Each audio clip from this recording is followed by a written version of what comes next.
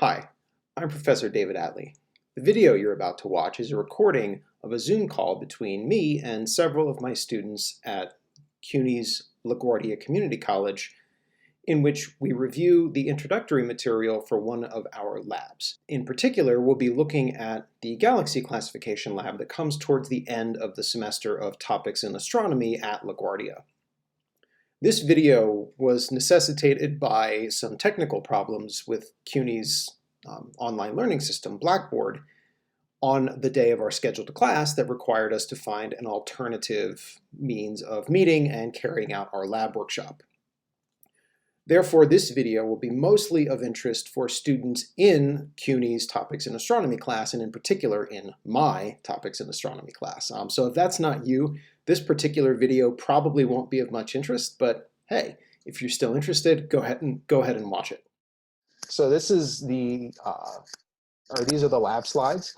What you're going to be doing today is you're going to be going through classification of some galaxies. So one of the things you should have been reading about this week is the idea that we group galaxies according to their physical appearance in a telescope. And we assign galaxies to two broad categories. There are the round elliptical galaxies, and then there are the more complicated spiral galaxies. And we break the spiral galaxies down into both barred and unbarred structures. And so this can be organized into sort of a fork that you see across the bottom of the slide. And that's usually called Hubble's tuning fork diagram. So we've got our elliptical galaxies, which are round and mostly featureless over here on the left, the regular spirals up here, and then the barred spirals down here. And this is useful because these shapes closely reflect many of the other physical attributes of these galaxies. For example, spiral galaxies are younger, bluer, less massive. They have more cold gas compared to the elliptical galaxies. Because they have more cold gas, they have more star formation, and because they have more star formation, they have more hot young stars, whereas elliptical galaxies have very, very few, if any, hot stars, leading to the difference in their colors. So by looking at the colors of a galaxy, we can learn a lot about the average population of stars that occupy it. If a galaxy looks blue, it's got lots of young stars, and if it looks red, it's got lots of old stars. Spiral galaxies, in addition to having lots of young stars, also have orderly structure. So they've got these different physical components in the galaxy itself. There's a big bulge in the middle with stars that are going more or less on random orbits, and then there's a disk surrounding that bulge, which is flat and orderly. And the stars are all going on nice circular orbits that don't really cross each other very much. And that distinguishes these spiral galaxies from the elliptical galaxies. Let me just move that over a little bit so you can see the picture a little better. The elliptical galaxies are pretty much featureless. The stars are old, they're really scrambled up, they're all going in random directions. They don't have these subcomponents like the bulge versus the disk. It's just a big fuzzy blob. And this big fuzzy blob lacks cold gas and therefore lacks young stars and gets a red color.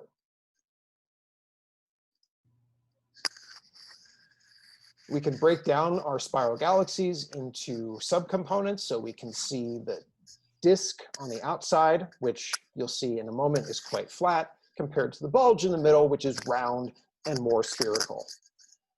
And then inside of that disk, we have these arm structures that sort of spiral out from the middle, hence spiral galaxy, because they have that spiraling structure.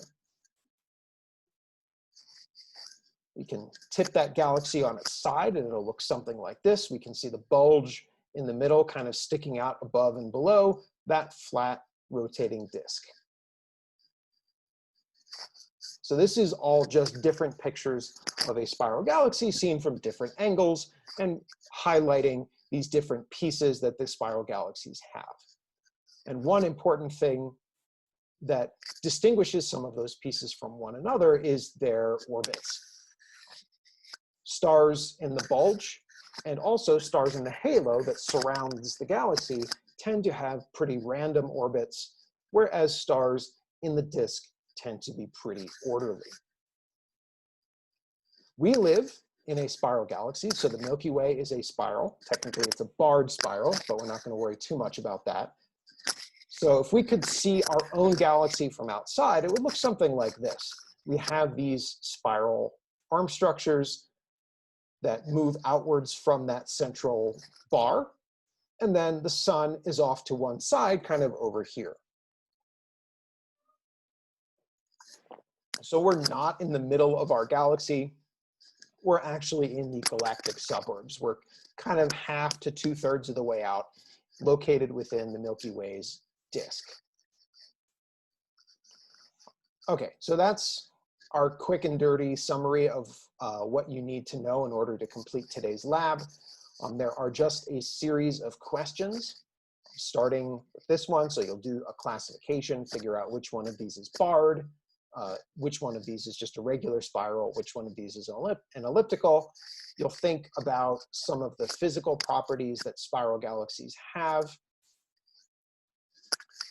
What are their colors? What does that tell you about, say, the ages of the stars or the amount of gas that's around, that kind of thing. You'll make some labels on this image of a spiral galaxy. So for me, using my particular version of Microsoft Word, I might be inclined to use the draw tools. So I might just come and write bulge out here. There are other tools you can use if you don't have this version of Word, or if you're using, say, Google Documents. You can always insert shapes or text boxes, things like that. So let me just get rid of that. And then there's a couple more questions down here. So figuring out dynamics in different places within this cartoon galaxy. And then finally thinking about where star formation happens within a spiral galaxy. So this isn't a particularly complicated lab.